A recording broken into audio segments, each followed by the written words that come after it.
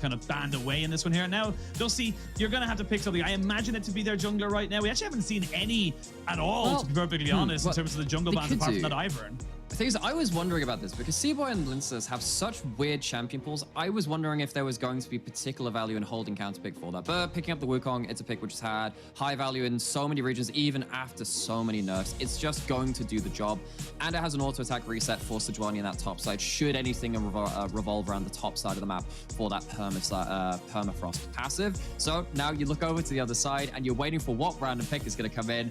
And it is Heimerdinger Shaco. I love this team. I love them so much.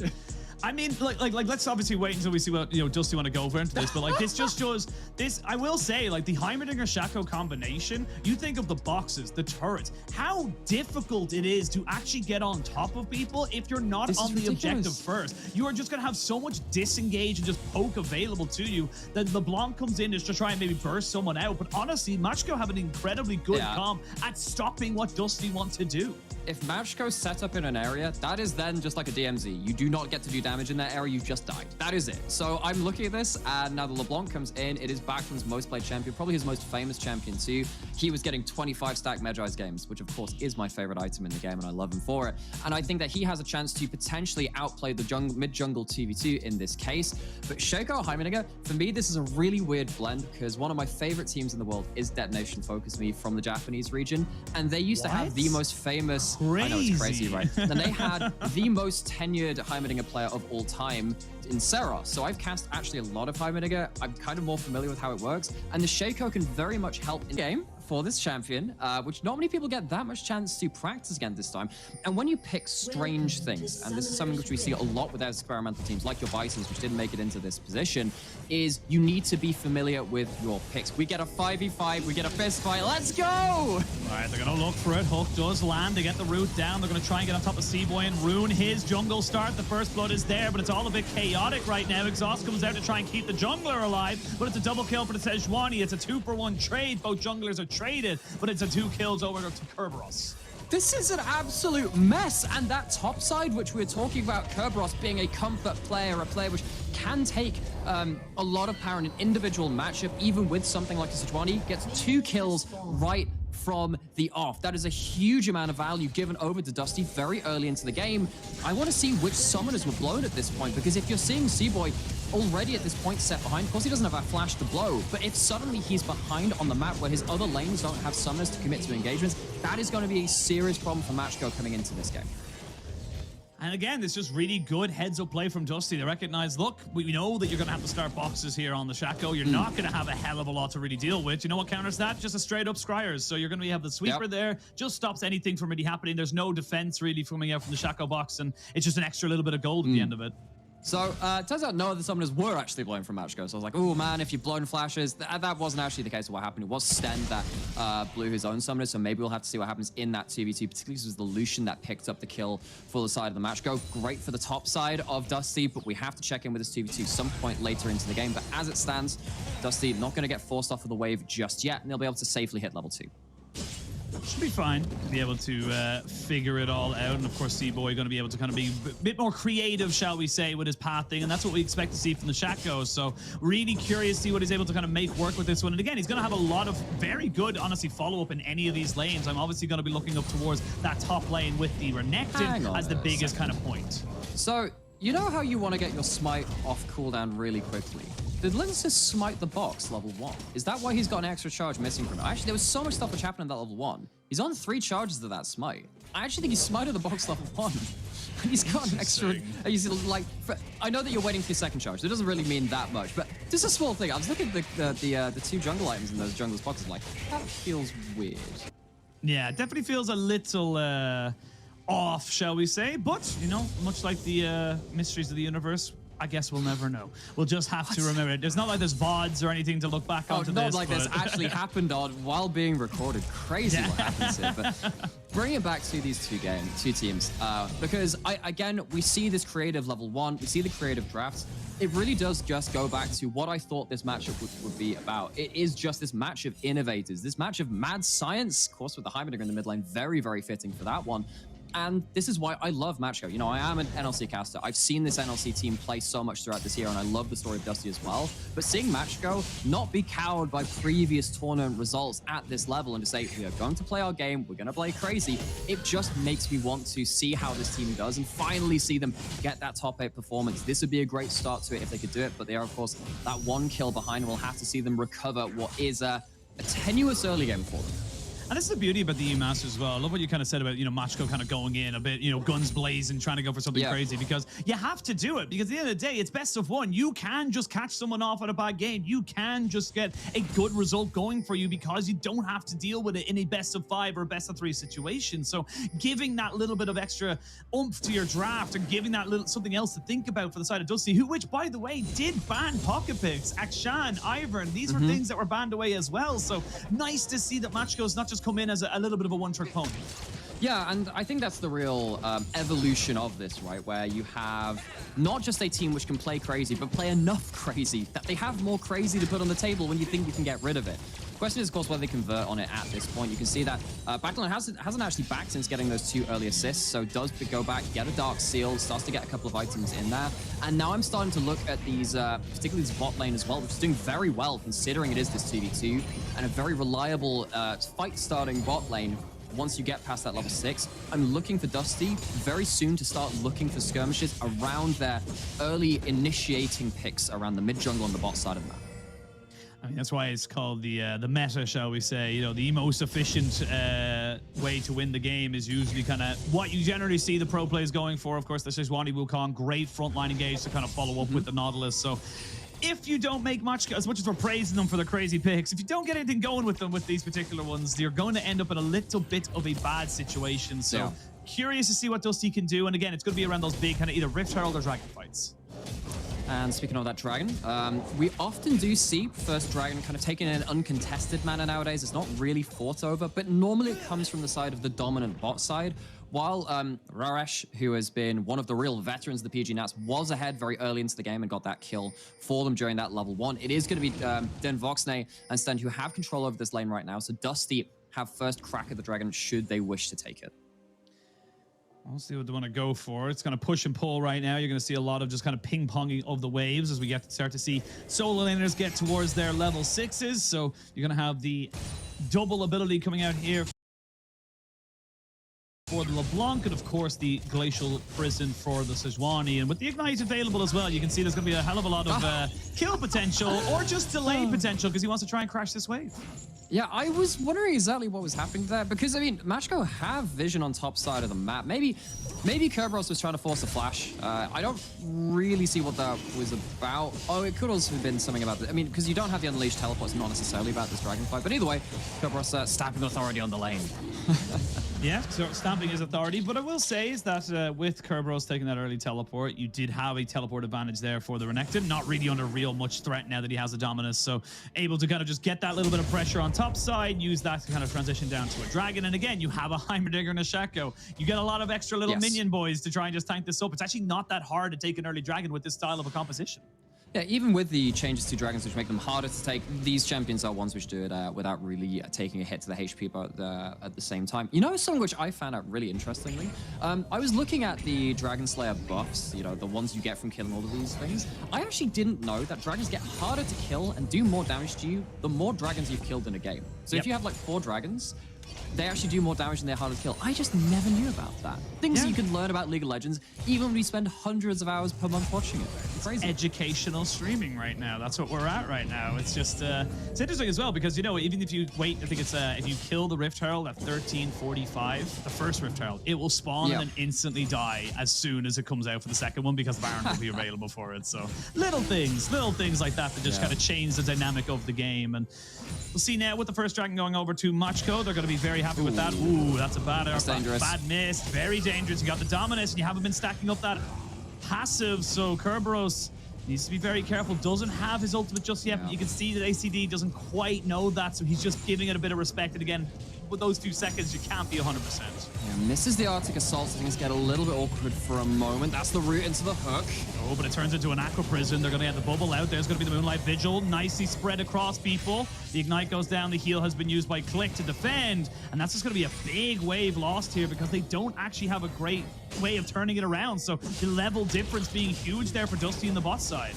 Yeah, and we see that Macko are going towards this Herald. This is one of those rare occasions where you do see bot lane is not moving towards it at all, and it's going to be a 3v3 topside brawl. They're going to try and get it. We're going to see Seaboy flash away, but the Renekton's already dead because he had no Dominus. There's going to be the ult from the Wukong to knock down the Clown. And you're kind of dealing with this Heimerdinger off to the side, but there's no real contest coming out from this one here. And one small little movement, Dusty just blow this game open. They've got nearly a 3,000 gold lead. I love how Dusty approached both of these fights. Bot side, they just end up ticking over to level 6 that little bit earlier after their strong early laning phase. And in the top side, we have the NLC jungler, the NLC champion versus the NLC representative from last split in Lincers versus Seaboy. Finally takes him down for that kill, and Dusty have now really got a leg over Macko in this early game. They have a Herald in pocket. They've taken plates in bot side. Even though they lost that early dragon, they have started to steamrolling over the early game. Now we see exactly how it went. And again, it's just a bit of a death ball, and ACD just gets a bit caught out. Honestly, it just feels like if you're not really set up for this all in, you're not really going to be able to survive it in any way.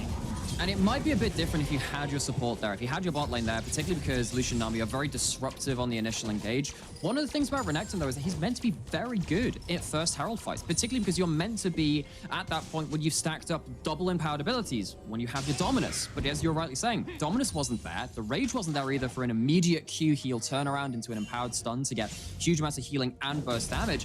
And ACD just wasn't in a position to fight, and Dusty punish. Very good punish, and this is where we start to see the cracks coming out from this interesting draft from Macko. Again, great when you get ahead with something like a Shaco and Heimerdinger, you keep the pace, you're the one kind of dictating what happens, but you fall behind. It's why we see things like the Wukong and the Sejuani be so meta, so prominent within pro play, because it's just very difficult to deal with. And I'm not going to criticize the composition completely, because I think a lot of this is also just on being outplayed, right? Because you can see what happened. Level 1, very intelligent from Dusty. The bot lane in particular is kind of winning to a degree that you don't expect. And Macko are starting to fall behind the power point, which they're meant to be playing around. So it's a combination of factors. And if we talk about this bot side, well, top side's already got 2 kills, 2 assists. Let's try and add another one into that. Lincers ganking the top lane. Yeah, that is going to go into him right now. They do miss the ultimate from the Sejuani. A flash in, you're still tanking. And you're going to get a shutdown coming over now to the Renekton. They will be able to trade it back, but it did cost Dusty a lot more than they anticipated.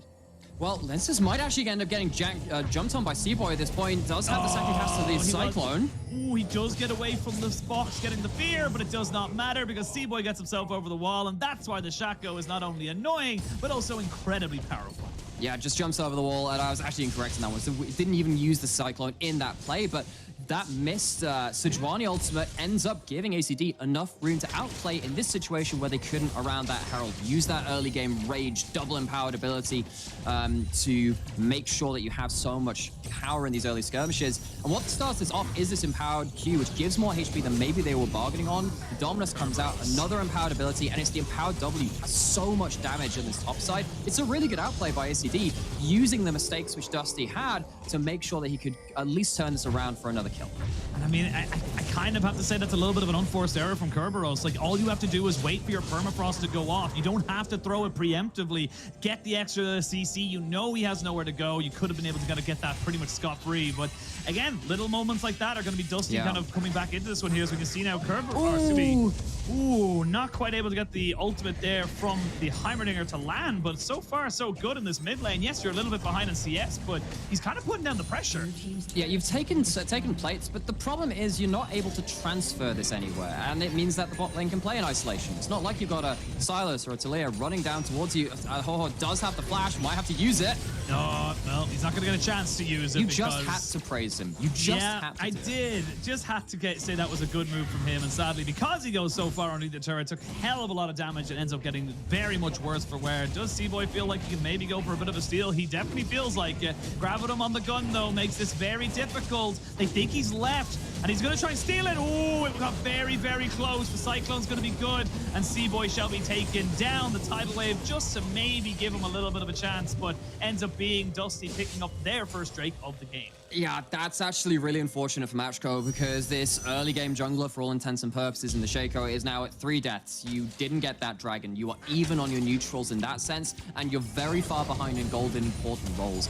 I think I can see the logic of going for that steal, because if you can at least stack that up and threaten some kind of miracle soul later on, you feel a little bit better about that kind of slim opportunity into the future. Of course, they don't do that. It doubles down on the losses which they've had, and now you're staring at so many powerful members on Dusty. You can play out the game in any number of ways to make your life very, very difficult. Currently, they're choosing to go towards side lanes, just make sure the backlane can get out onto the map. 5,000 gold leads, just a little bit underneath, and Dusty are very happy to maybe take another fight at this Rift Herald. And this is the thing as well, is you see how quickly they're able to just kind of overload a side lane, like you just mentioned. And it's just little things like this. Like you said, HaHa hasn't really been able to move away from this mid lane, so he kind of just gets a bit complacent.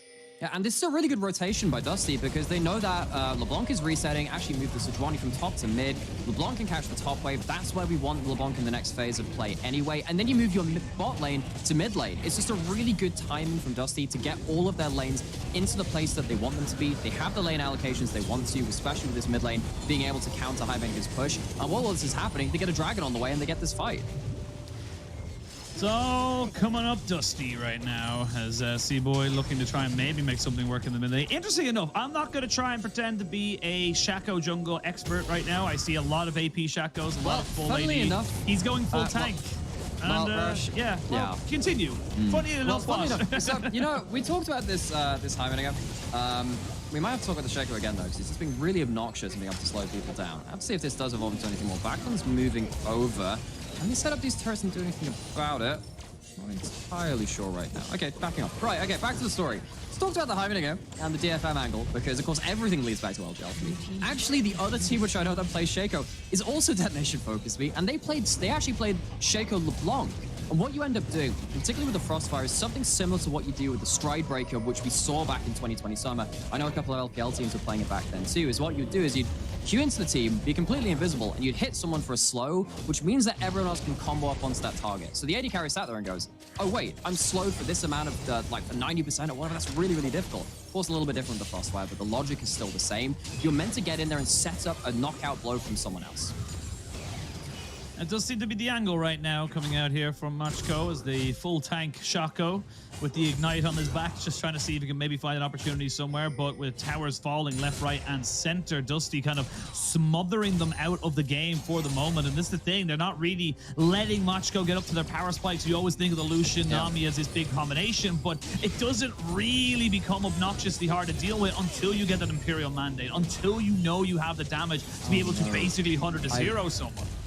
You know how my brain works? Sometimes it just goes into magical fantasy land where things don't actually matter about League of Legends. We could technically have the Shaco clone hit by the clone Cyclone of Linces. I leave that so in your capable hands. What you're telling me is this is just the Clone Wars. Oh my god. Begun the Clone Wars have. Seeing this in game one, we thought it was actually Amazon European Masters. No, it's actually one of the prequel movies. Crazy. Yeah, I know, right? It's just insane how EU Masters just has a fantastic scope of so many different things. But we'll see if the Clone Wars. We'll see if the Clone Wars end up being a prominent part in this fight. We also have kills onto the jungle apparently. Well, we're gonna try and turn that over to a support. They got the jungler trying to do something, but again, it's a tank Shaco. He's not really gonna do anything outside of outside of setup. So you get the kill onto the Nami, who's exceptionally squishy, and then you just back away. Rift Herald gets to go down. Shelly's gonna be able to do her favorite thing in the whole wide world. And honestly, Macko, I do like the idea of what your draft was bringing, but the execution just really leads a lot to lots of people desire. Yeah, and that's what I'm starting to really see in this game, because I like the composition, I can see where it works, but they just got a bit outlaned and a little bit out-skirmished. Dusty, they're on some of the comfort picks as well. Backlund, very comfortable pick for him. Lince, of course, played so many different junglers, but the Wukong fits very much into his wheelhouse. And then Voxnay on the Aphelios, another power pick for him. Dusty are comfortable, they've outlaned, and what that means is that Macko haven't really managed to activate what is a very intriguing composition. And now you're looking at Dusty, actually at this point, being in a very strong position and setting themselves up for this 1-0 start to the groups and get themselves off on the right foot.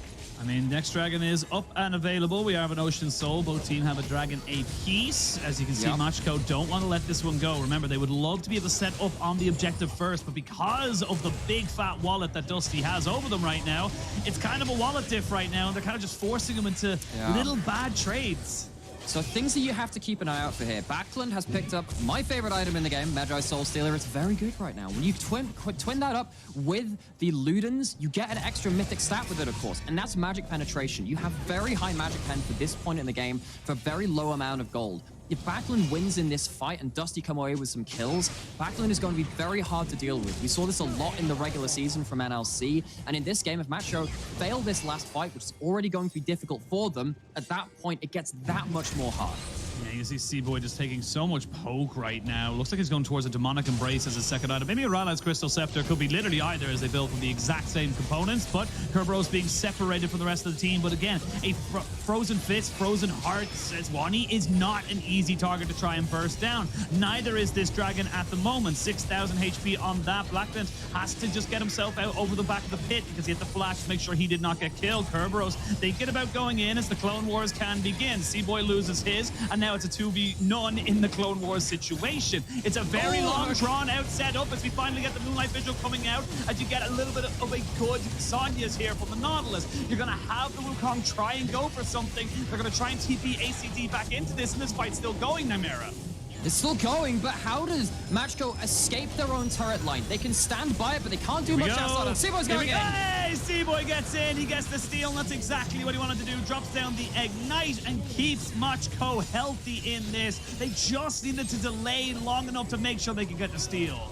Okay, so Dragon goes over to Macko in a situation which I would not have favored them in. I think a big turning point was actually Arash making sure that Backlund couldn't keep off that continual poke. Force the flash out of the LeBlanc, especially when you're looking towards these low health targets. Backlund couldn't finish off any kills.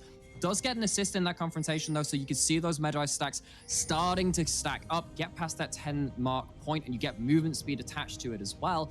At that point, I think Dusty are still happy with how some of this fight came off. You can see how difficult it is to engage into these turrets. At least they didn't lose any kills. That's the big thing. Dusty really wanted to try and this is why we said we can see what Macko want to do with this. See how difficult it is to get that Wukong in, to get the Sejuani to actually become the front line. And this was just a really heads-up play because Macko say, look, if we can just get C-Boy into the pit, he can get the smite steal. They can't see him. No, they can't. And well, he does die for the attempt. I mean, he died for the non-steal earlier, the attempted steal. This time does get away with it, and those 1 and 4 does again keep those neutrals stacking along, and we know how empowered dragons are nowadays. They've been buffed 50% from earlier in that split. And any of these that you get is very important. But if we saw how Macko could do away from the objective, they set up first, and this is a Baron Rush. It's a Baron Rush, and it's not even just a Baron Rush, it's They're a not Baron even aware. steal. They have no idea. They've literally no idea. They're putting themselves onto Blue Wolf to maybe try and steal that. Now you can see Blackland maybe thinking something's up. How much can he do? Now he knows. Now he knows, but it's too late. The Baron has been taken. Macko, peachy nuts. That was insane genius.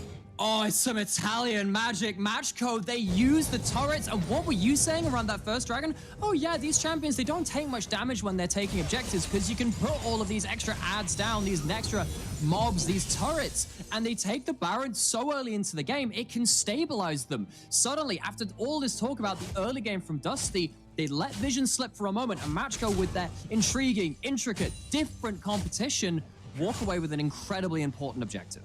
It's just such a massive move there, especially when the game felt like it was slowly getting away from you. That's now 2 objectives that Dusty have not been able to take. That is just such a huge play for Macko to keep them in this game. And not only that, but just again, just kind of getting the confidence off of Dusty. And speaking of confidence, now they're feeling good to try and make this one work. But that's still an Aphelios. You cannot just go straight head first into him.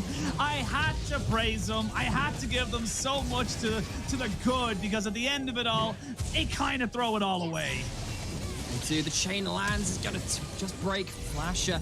Oh, he's just dead as well. Collapsed on all sides. Well, I can still admire the gusto, shall we say, coming out from Macko, as they made a very, very solid play. But again, this is kind of the difference between a lot of our, developing regions and our more established ones, is that you are not going to get this, you're not going to get away with such a overzealous play in the mid lane if you're, if you're against Dusty or any of our bigger teams.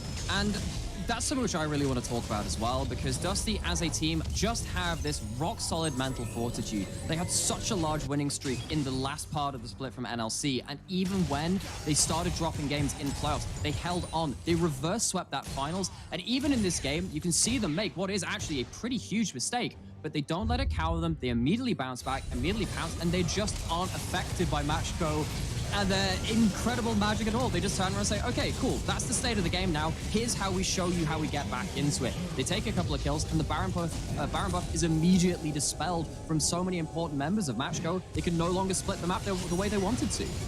Yeah, it just feels like you just have to play a little bit slower, a little bit more conservative. There's plenty of standing gold to go for. You've a Renekton, you've got Baron buff, you've got so many good things going for you. But now we're going to have to bring ourselves right back into the action as C-Boy. I don't know exactly where he is, but the Dragon is not going to be spawning for another 40 seconds or so. He's going to try and be a bit of a nuisance. And now Kerberos, no flash, no way to leave. And now you've got your super tank getting super killed right there. Just really, again, overzealous, overestimating just how much he could tank. And what Macko are doing really well is abusing the fact that top lane Sidronis just don't take flash. If you get on top of them, that Q doesn't travel through enemy champions. You just get stuck in the knockup. Now then Voxnay very close to ACD. Full rage bar. Not able to use as much of it. It's 10 seconds till his dragon, and around these objectives, Macko are continuing to fight. Yeah, they're still going to go for it. Macko trying to see if they can get C-Boy onto the backside, but this Aphelios is untouched, flourishing, moisturized in his lane and focused, looking to just take them back. And again, small little moments. Flashes, but then ends up kind of laughing in tears because he gave his ADC up for the goose. Nice little turret just to stop the train from landing onto the Heimerdinger. But yeah, Dusty kind of just getting a little bit of a smack back on the wrist as they get a haymaker back to Macko. Every time Macko have gone into Dusty, it is the Nautilus aficionado, the Nautilus connoisseur. 15th game of summer, and it looks just as beautiful as the first time he played it. Sen gets a huge ultimate, gets a huge hook at the end of the fight to secure another kill as well. Whenever Macko have moved away from their turrets, you can see how well Dusty have punished it, particularly Sten. That is a god-like hook. I mean, he puts himself in a position where he's like, look, I'm either hitting you or I'm hitting the person behind you, so you got to make a call right now. And particularly in the case of Sten, really want to shout back to, again, this interview he did with Archeron very recently, where he was saying he has big aspirations. He knows that he's going to be around in the ERLs for a little bit to try and develop, but he wants to go to the LFL next year, get picked up by a big team, and then make his way into the LEC. This guy has aspirations, and when you see him play like this, you start thinking, actually, maybe it's not just aspirations. Maybe you can just do it. Well, C-Boy thought he was maybe all right to go into the 2 tanks of Dusty, but that is a 3-item Sejuani and a pretty beefy front line. Pretty beefy, and it actually does a fair bit of damage when you are able to solo someone out like that. But we come back into live. It's a 9,000 gold lead here for Dusty. There's 2 dragons apiece. Macko able to get 2 of those. They're not quite on soul point and really nowhere near it for the next 9 minutes or so to the side of Dusty. But the rest of the base is kind of in shatters, and you will finally pick up your first tower of the game. But at 26.5 minutes, not exactly an ideal timing to picking up that objective. No, it opens up the map a little bit, but the big problem is you're not really winning any of your lane pushes anymore. I think that after we saw that big second dragon play where Dusty got that kill mid lane from Kerberos roaming down, and then the mid lane was occupied by Voxnay and Sten. The Heimerdinger hasn't had the wave push impact you normally expect of it. Speaking of impact of the Heimerdinger, he's not really able to impact these skirmishes either because he's not able to push. It means that C-Boy has to fend for himself. Yeah, he's fairly tanky, built up to 2 items, so he has fair amount of beef with a bit of AP on top of it, but they're losing their own jungle camps, and there isn't too much which Macko can say about it. Yeah, C-Boy trying to see if he can maybe bait someone out there with the clone, maybe get some kind of a movement there towards something that could maybe go in Macko's favor. But Dusty, wise to the antics, wise to the tricks of the trickster, and they're just backing themselves away. No real kind of loss for them at the moment. And now it's going to be Dusty just kind of just suffocating the vision right now. Very difficult for Macko to go for a Baron flip if they can't get C-Boy into the pit. Exactly, they've controlled the top side of the map. Don't really care that ACD is heading down towards that bot side. And Backlund, very happy sat in the side lane. 15 stacks on the Medjais. Like what were we saying? Very hard to kill as this mid laner just needs to get a bit of kill involvement, and suddenly you're a big AP threat. Now, he does have to teleport. Might have to channel it here because ACD has come towards this mid lane. Here we go. Spotted him? Yes, they have. They know exactly where he is. He gets hooked, he gets CC'd, and he gets absolutely zero impact in that fight. And now, without your real kind of backline threat available to you, Macko don't really have a hope or a prayer really in this particular fight. So they're going to lose their top lane, they're going to lose their inhibitor, and honestly, Dusty going to turn and burn for the Baron.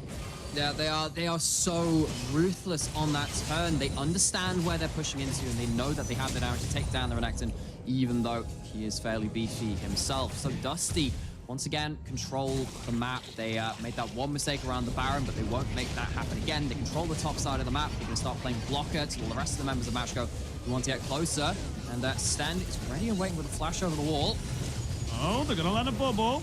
Not quite able to get the clone off of that particular one there. And Kerberos kind of goes into a little bit of a 1v2.5. As you can see, the clone kind of doing some decent work. They are still onto the Baron and still taking it down fairly decently here. And they should be able to secure that on the side of Dusty. So no need to try and, get the flip going for them. They got C-Boy's ultimate and his blink off of him. So pick up the Baron, reset, get more items, get back out on the map. They are, and this should really be the death push. And Dusty, I think this is a good representation of this team. I think we're seeing a lot of the hallmarks of this team for those who are less familiar with them. And while there was that one little hiccup, this is by no means a bad game from them. Very dominant from start to finish ever since that level 1. And now they have this Baron.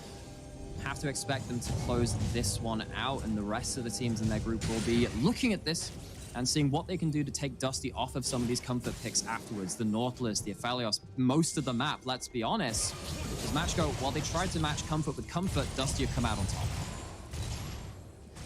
Dusty ain't looking so dusty right now. They are happy with what they've got in front of them with the Baron buff and super minions in the mid lane. They're going to be able to put Kerberos up the top side. He's got a TP, 40 seconds till the dragon spawns, so he's in no rush whatsoever to join his team. ACD, though, might be in a little bit of trouble. They've got the single target CC, and he's going to have to flash away almost immediately. And not having that flash on your Renekton is there's just so much you can't do now. Yeah, and specifically for Renekton, because you lack so much target ability, it's why we often see stuff like Prowler's Claw, right? Because he needs that extra oomph to get on top of the target he wants to. Now you have to get onto this Aphelios without flash, going through the Wukong ultimate, going through the Sejuani. You are not going to be able to do that unless you get a godlike angle, and we've already tried to see them.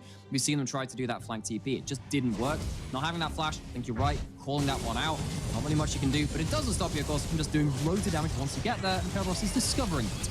Yep, Kerberos is realizing, yes, he is a super tank, but that is 4 members of the side of Macko kind of taking him out. Still need to respect the damage coming out here from the 3-item Heimerdinger.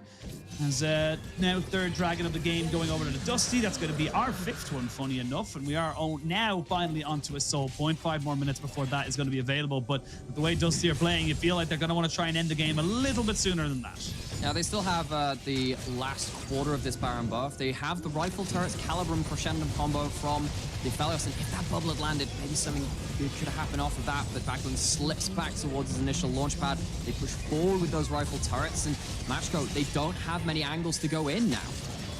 Yeah, you're kind of knocking on the front door, which is fairly obvious, and they know exactly what you're doing. So the advantage is definitely to Dusty as they start to just kind of pin everybody back. Baron up still for another 20 seconds. So they're going to be able to maybe make this a push onto the inhibitor and crack that one open. So we're going to see a flash burn there. The Nautilus nearly got caught out, but the grab of him is good. C-Boy trying to get away, but he just gets deleted down. That's going to be the AD carry picking up another one. This Aphelios is just too damn big, Nightmare, and this game is looking like it's done. Oh, divided. They try to conquer, but they fall in the base together. Dusty starting off the Amazon European Masters with a win. Good start for Dusty. Good start for the NLC. They do keep themselves on a 1-0 trajectory in groups. We won't talk about play-ins. And for Macko, love the creativity, love the idea behind it. But again,